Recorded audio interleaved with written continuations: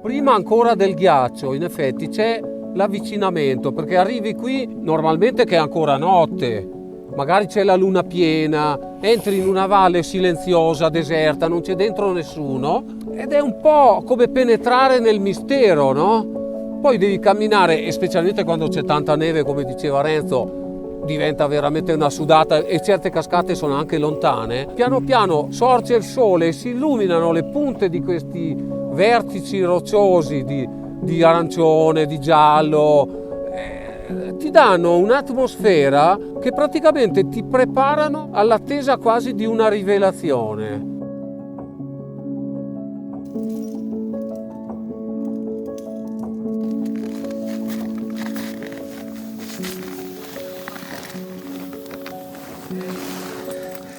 Allora, siamo qui all'attacco della cascata che si chiama Palazzo d'Inverno, nome che hanno dato Giovanni e Renzo nell'87 quando hanno effettuato la prima salita.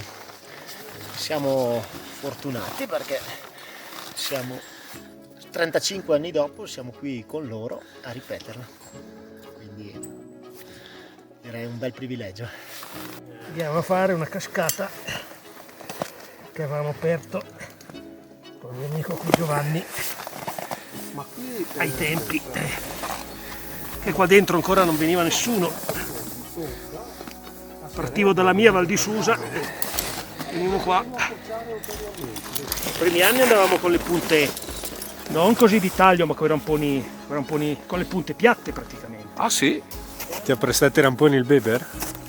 Ma ha detto prova questi qua, i tuoi sono dell'età della pietra, ma io ero abituato con quella pietra, è la vecchia pietra. Da quanto è che non venivi qua, Giovanni? Una trentina d'anni, perché poi l'abbiamo aperta quasi 35 anni fa. E poi l'abbiamo anche ripetute alcune volte, però erano parecchi anni che insomma, vabbè, abbiamo fatto altro. Abbiamo tutto? Abbiamo tutto. Allora, E Renzo ci siamo conosciuti ai corsi guide ancora nei primissimi anni 80, 80-81.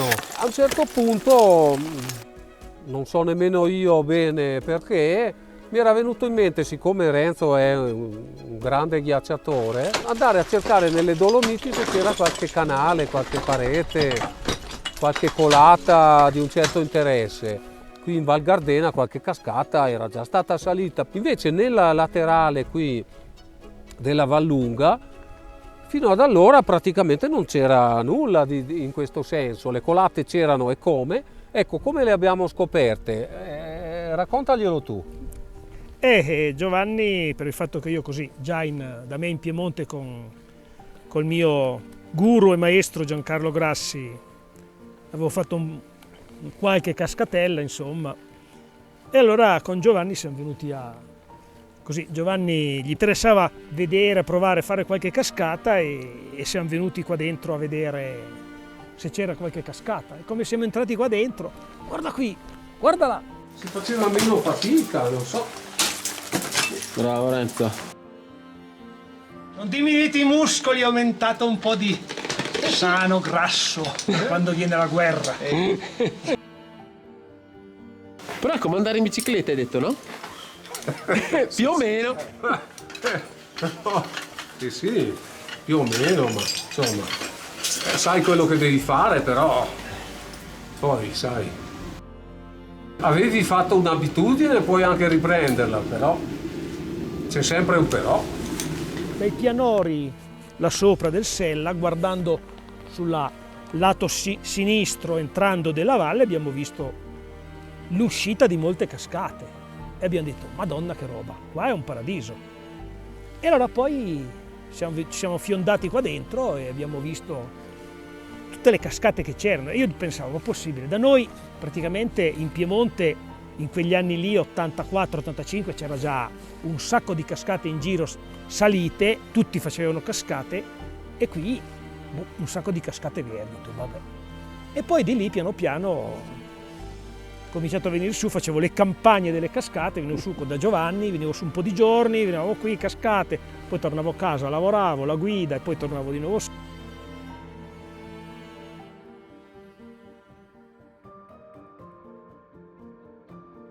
Ma quella di oggi non è delle più difficili, però è molto significativa, è in un bellissimo ambiente, ha una bellissima forma, è discretamente lunga, insomma dà soddisfazione, non è una polatina di un tiro e mezzo, è qualcosa di più. Poi le corde doppie anche in parte nel vuoto, nel suo piccolo direi paradigmatica. Comunque è proprio bella sta cascata. Proprio bella, sì.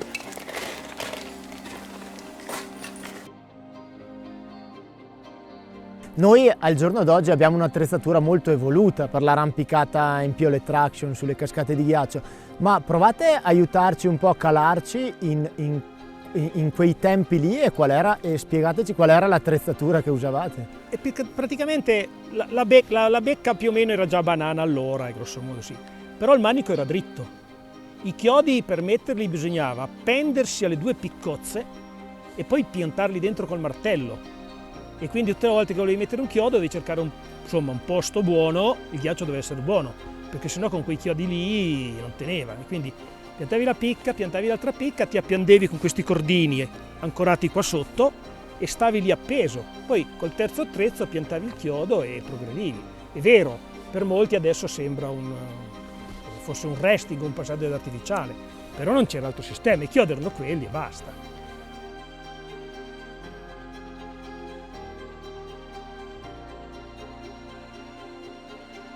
E anche i ramponi, questa mattina mi hai fatto vedere i ramponi, i tuoi ramponi che usavi anche a quei tempi, e nella mia arroganza non te li ho lasciati portare perché mi sembravano...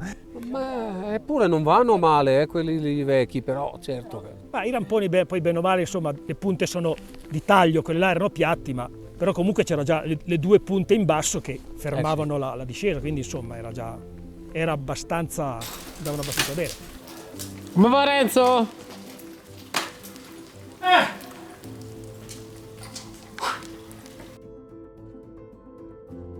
Io sono arrugginito, ma tu non sei inox.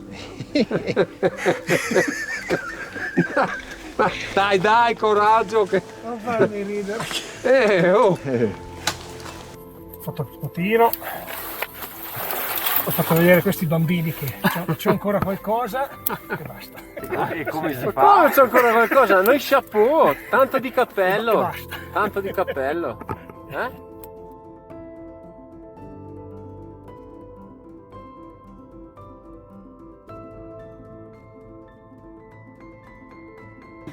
Dopo tanti anni, ma sì, dai.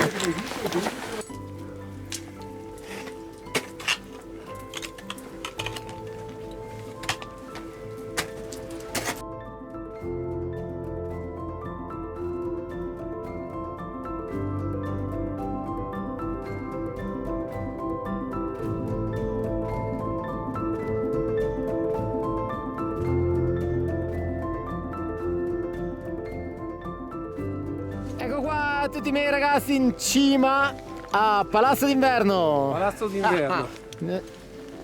I ragazzi... Guarda un po', caro vecchio. Grazie. Finaschi. Grazie Renzo. Grazie a te. Grazie Giovanni. Grazie anche a te. E grazie Matteo. Grazie a tutti. Grazie. Grazie a voi. Grazie a noi. Matteo. È sempre un piacere.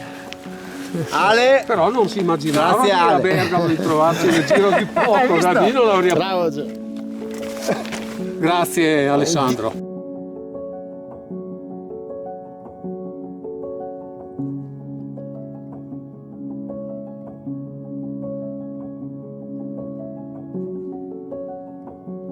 Bene, Ragazzi, In volo. Viva. Viva. viva. Adesso moriamo tutti di una congestione. La prossima fra 30 anni, eh?